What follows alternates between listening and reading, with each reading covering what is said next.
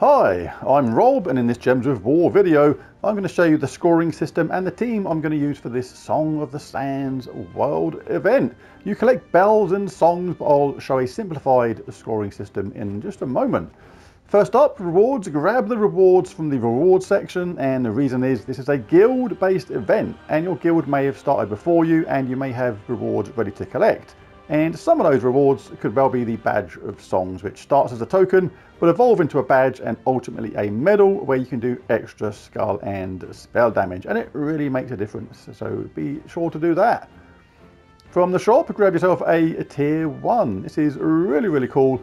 You get more tokens and you get the much wanted potion of enchantment.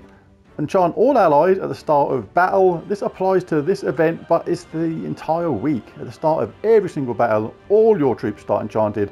Makes a massive difference, so absolutely well worth that. Now on to the scoring system.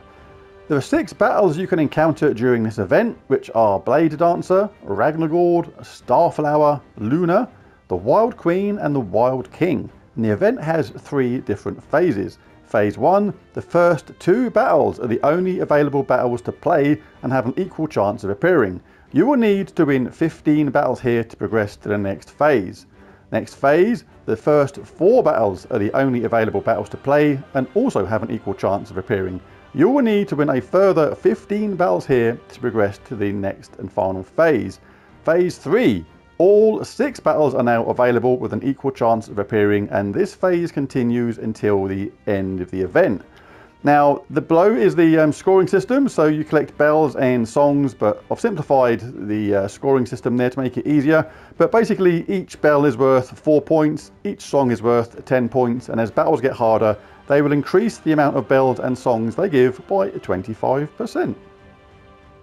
Alright, now onto the team itself. Not Blade Dancer, let's fight Ragnargord, that's worth more points. We're going to have Emperor Corvash, King's Dagger, Amira and the Emperor. Both the Emperor Corvash and Amira both do true damage, but we can benefit here from the Emperor if you need an extra damage boost. He gives a big boost to all skills on the first ally with a 7% chance of an extra turn for each blue gem on the board. Not too worried about that extra turn, it's just that initial boost, which we'll get really quickly. Because remember, we have the Potion of Enchantment in this, and he only requires 6 mana. And we're going to be in Geomancer class, so he's going to start with half mana anyway, so he's going to be ready to cast almost straight away. We're generally only going to have to cast him once, and then he's going to be ready to give the first ally that massive boost in power. Grants a random status effect to a random ally when an ally casts a spell as well, is very nice indeed. So we're going to boost up our Emperor Corvash if we need to, may not have to, but if you're a newer player it's really useful. And then he'll deal a lot of true damage to the first 2 enemies, stun them and drain their mana. Also has a really cool third trait, stun a random enemy on 4 or 5 gem matches. Backing up the true damage, and we can pick on another opponent. With this we can use Amira. Deals a decent amount of true damage to an enemy and steals 2 magic, and if they use blue, deal double damage. And she's stealthy, which is nice, and she uses opposite colours from Emperor Corvash as well. So when we cast our King's Dagger, which is a exploding mana generating weapon, explodes magic plus 1 blue gems, we'll get a lot of mana for our Emperor Corvash and our Amira hopefully at the same time. As well as that, it gives a random status effect to all rogues. Amira is a rogue and has a summon at the same time, just in case anything goes wrong. Amira the rogue there, she will collect a status effect from casting this. And obviously if we need that summon, then when we cast this again, we will get a status effect on that summoned troop at the same time. In Geomancer, Serendipity, Well Read doesn't count, don't need it, but Anti-Magic Sphere, Tactician, Rock Solid, Tree of Enchantment and Fortitude are a really nice set of traits for this. So basically it's just cast our King's Dagger, generate mana for the team, cast Emperor Corvash, and Amira to do the damage. Emperor is there to give a massive boost to the top troop if we need the extra damage boost. Really easy to use. Let's take a look at the banner for this. We're going to use +2 blue, +1 yellow, -1 green. Lion banner from Leonis Empire. So we're using the banner of the kingdom at the same time. All right, so let's go in there. Always equip the weapon. Medal even. certainly equip your weapon. That'd be rather foolish not to. Right, what setup should we have for this? Let's find the old, there it is, Badge of Songs, stick that in the middle like that. And I'm going to change this to a Medal of Anu, just to give the top troop a bit of a boost in mana at the same time. Right, so here we go. I'll only show a few battles on the early stages and I'll jump up a few levels.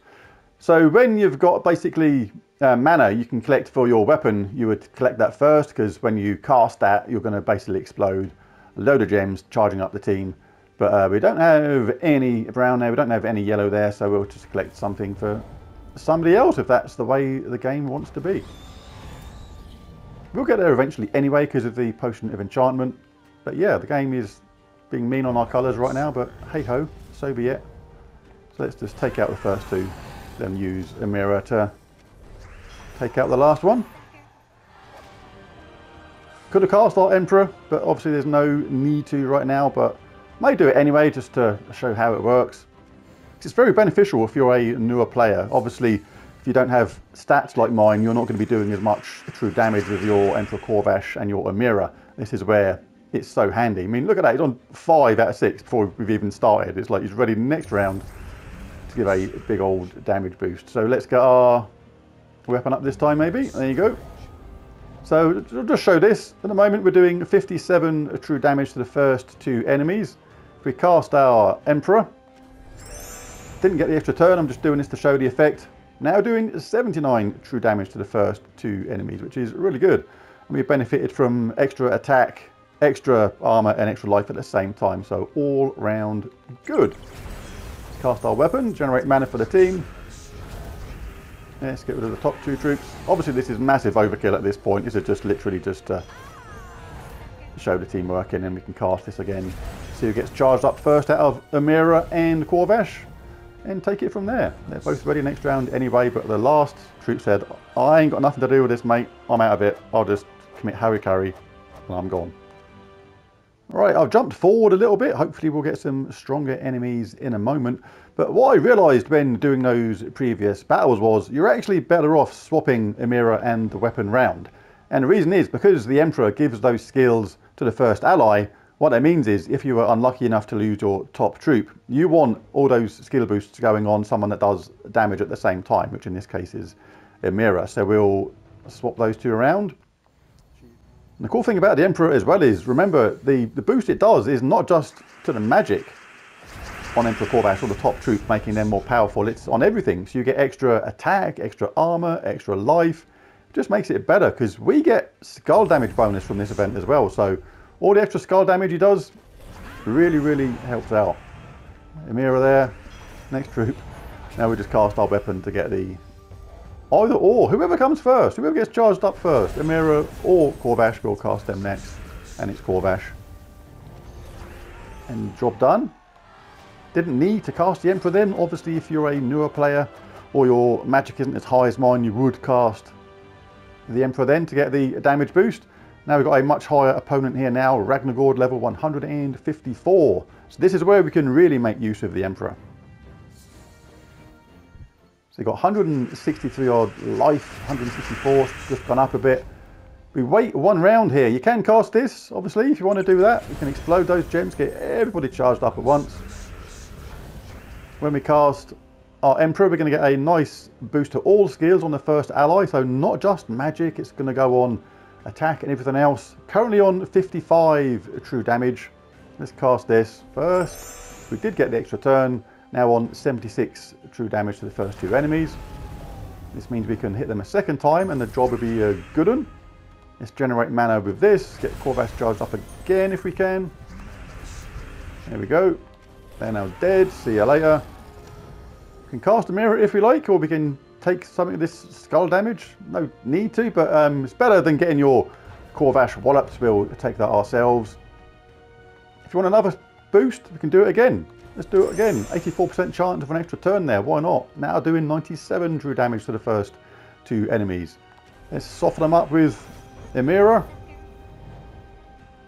Our weapon's up next round anyway, because remember we get that Tree of Enchantment when we collect green gems. really useful. And Corvash is ready to dish the pain. So much damage, really cool. Let's just charge the rest of the team up. Amira or Corvash, whoever gets first. Amira gets the glory. There it is. And she finishes off Centurion.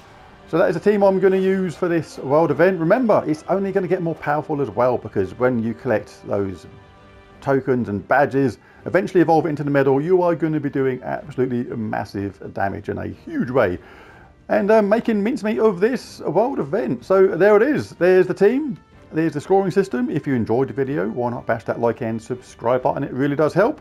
But most of all, thanks for watching, and I'll catch you again next time. Bye for now.